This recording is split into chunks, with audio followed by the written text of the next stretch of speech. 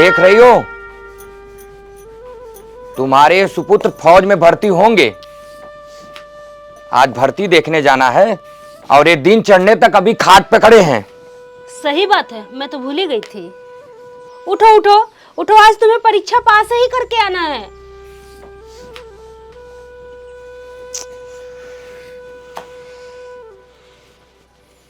खाना खिलाकर भेजना, दूर का रास्ता है। ठीक है जी।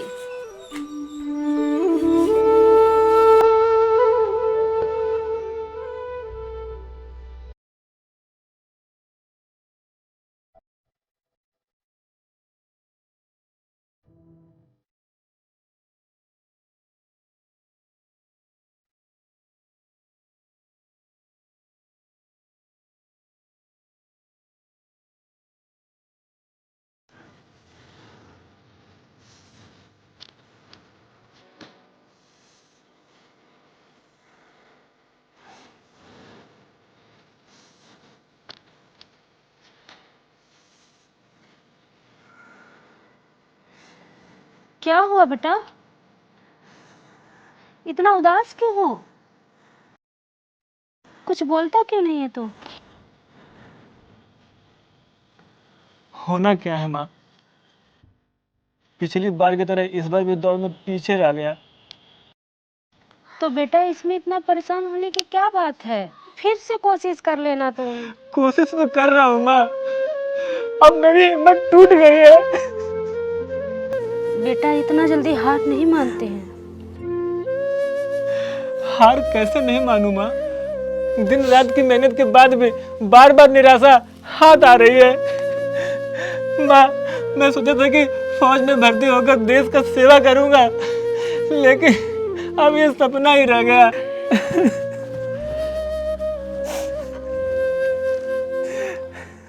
बेटा ललित, बेटा कैसा गया पेपर? क्या बताऊं बाबूजी, इस बार भी दौड़ में छट गया। जो लोग फौज में नहीं जा सकते हैं, क्या वो देश सेवा नहीं कर सकते हैं? ये अलग बात है बेटा कि तू फौज में भर्ती होकर देश सेवा करना चाहता है, लेकिन अगर देश पे विपत्ति आए तो जरूरी नहीं है कि एक फौजी ही देश का रक्षा करे। भगत सिंह, चंद्रशेखर आजाद, सुभाष चंद्र बोस, ये सब फौजी नहीं थे, लेकिन देश सेवा कर रहे थे। बेटा तू चाहे तो खेती किसानी भी करके देश सेवा कर सकता है। सैनिक और किसान में एक ही अंतर है कि सैनिक बॉर्डर पे दिन रात खड़ा होके रखवाली करता है, तब हम लोग अपने घर में चैन की नींद सोते हैं, और किसान जब दिन रात मेहनत करके खेती में काम करता है तो 2 वक्त की रोटी हम लोगों को मिलता है। बेटा इसीलिए कहते हैं जय जवान जय किसान। जी बाबूजी, अब मैं भर्ती देखने नहीं जाऊंगा, आपके साथ रहकर किसानी में हाथ बटाऊंगा, खेतों में काम करूंगा बाबूजी। ये हुई न बात, तो चल फिर आज आराम कर ले, कल सवेरे चलते हैं खेत पे। जी बाबूजी। ठीक है, चल।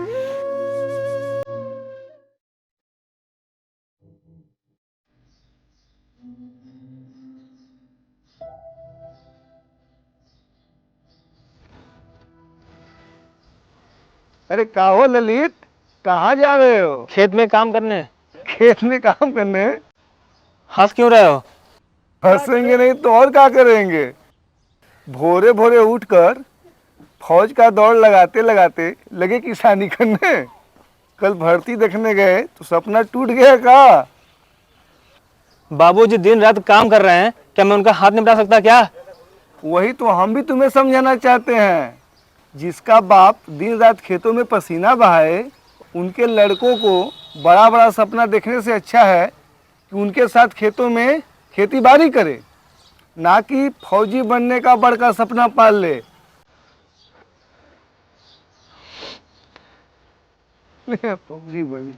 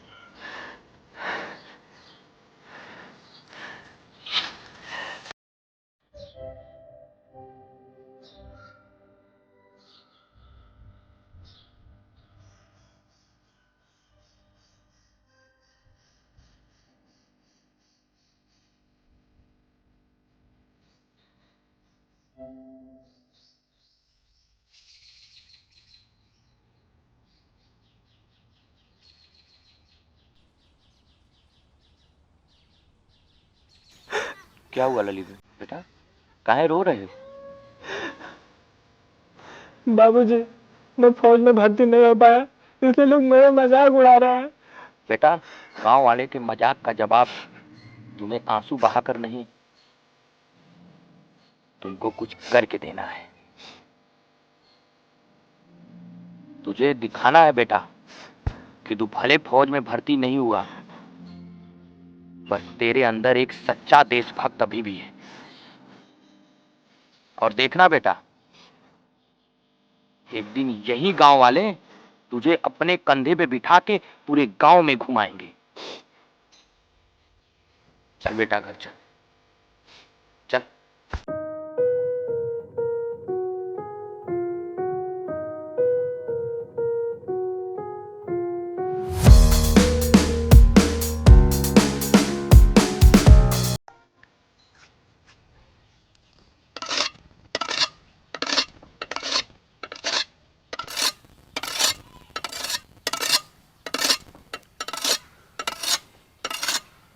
बेटा, लकड़ी खत्म हो गया है, खाना बनाना है।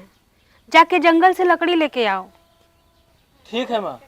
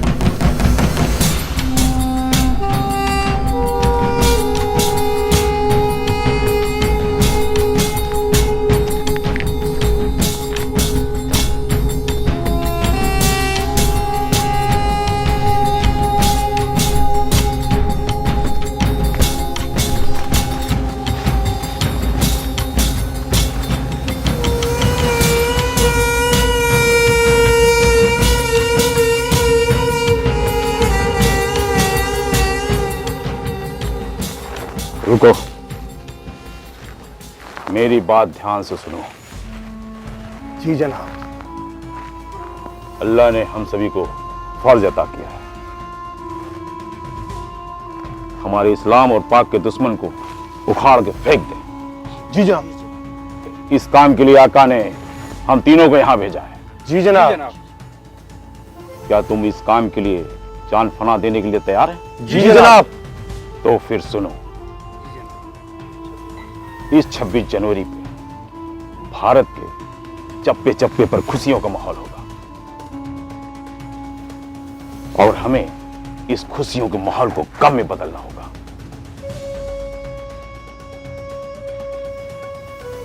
और आका का हुक्म है, इस भारत की आत्मा गांव में बसी और इसलिए इस भारत की आत्मा को छलनी करना है।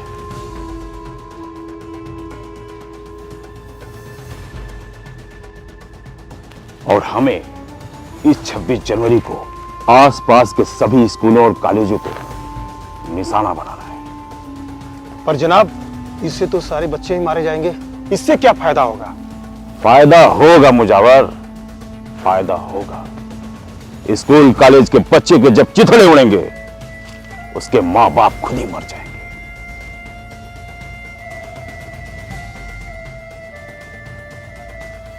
इसलिए हमें आसपास स्कूलों को धमाका करना होगा। यहां घना जंगल है, इसलिए कोई खतरा नहीं। और आज रात हम सभी को यहीं रुकना है। जी जनाब। और कल सुबह सभी को टुकड़ों में बंट जाना है। जी जनाब।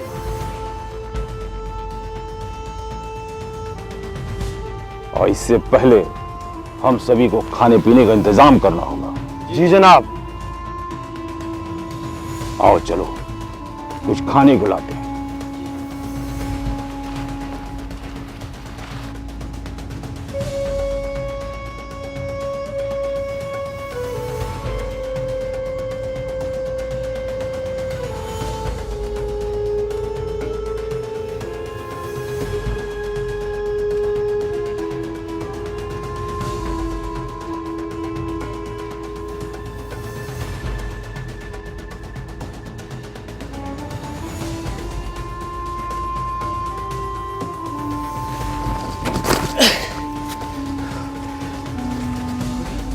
ये तो लगता है आतंकवादी है और ये लोग 26 जनवरी प्लानिंग कर रहे हैं बम विस्फोट करने के लिए। और इसे हमें रोकना होगा, हर हाल में रोकना होगा। मैं ये होने नहीं दूंगा, चाहे मेरी जान क्यों न चली जाए।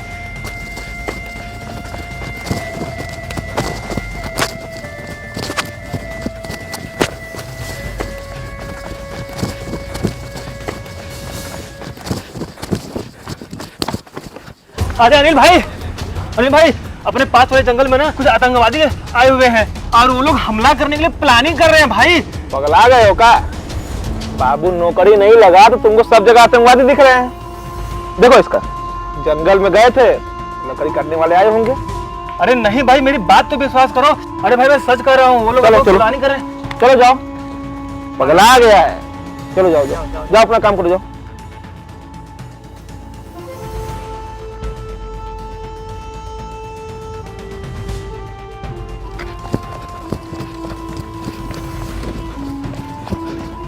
अरे भैया सुनिए, वो जो पास वाला जंगल है ना, उसमें कुछ आतंकवादी घुस गए हैं और वो लोग बम ब्लास्ट कराने का प्लानिंग कर रहे हैं। अरे यार ललित भाई, कहाँ फालतू की बातों में परेशान हो। हमको ऐसे भी खेत जाने में टाइम हो रहा है, ठीक है, और खेती बाड़ी का टाइम है, जो तुम परेशान कर रहे हो हमको। अरे छोड़ो फालतू की बात, बम ब्लास्ट कर देंगे तब सब। अरे छोड़ो यार, फालतू की बात तो परेशान करो।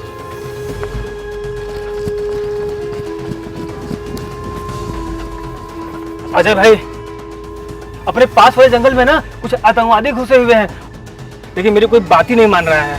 क्या बात कर रहे हैं यार तू? चल तेरी बात है, कोई माने या ना माने, मैं मानने को तैयार हूँ। ठीक है। ए अजय, एक काम करो ना, पुलिस को फोन लगा दो, ठीक है, और उसको सारी बात बता दो।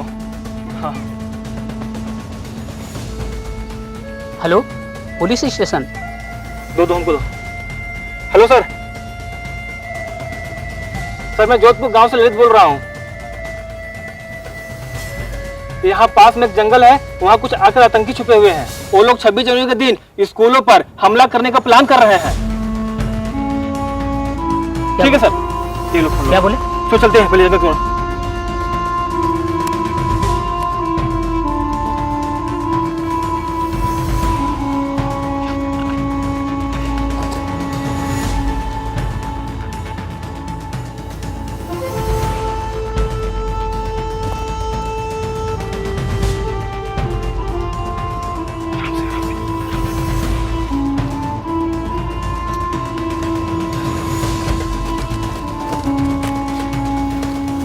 या अल्लाह, या अल्लाह, हम सबकी हिफाजत फरमा।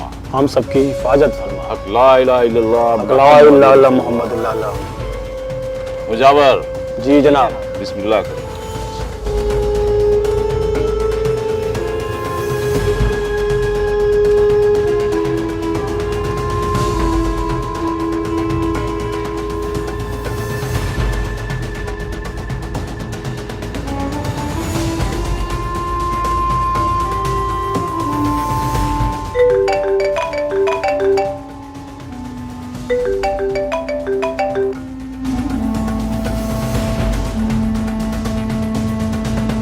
अस्सलाम वालेकुम। जी जनाब।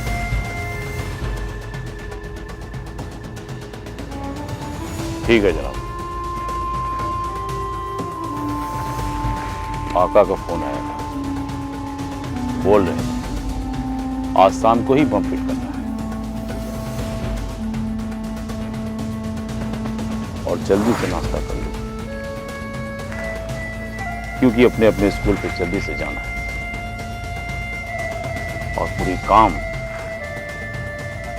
सावधानी के साथ करना, और किसी को कानो कान खबर नहीं। नाश्ता करो। अजय, सुना तुमने? ये लोग तो जाने की तैयारी कर रहे हैं। पुलिस पता नहीं कब तक आएगी। अगर ये सब यहाँ से चले गए तो इस पे काबू पाना मुश्किल हो जाएगा।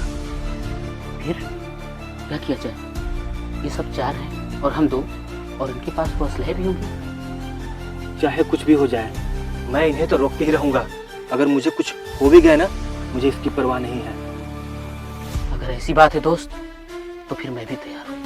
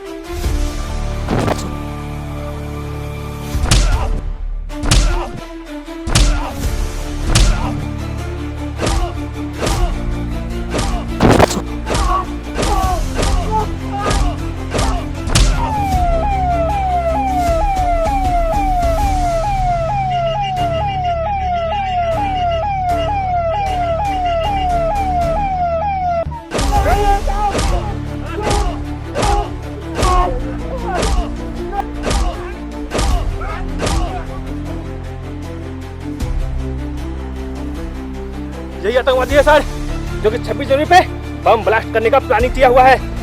जब तक हमारे देश में ऐसे नौजवान रहेंगे ना, तब तक तुम लोगों का कोई भी प्लान यहाँ सक्सेस नहीं हो सकता। बहुत बहादुरी का काम आप लोगों ने किया है। आज आप लोगों की वजह से एक बहुत बड़ा तबाही होने से बच गया। साले तुम लोगों को ले चलो इन सबको थाने से साले को।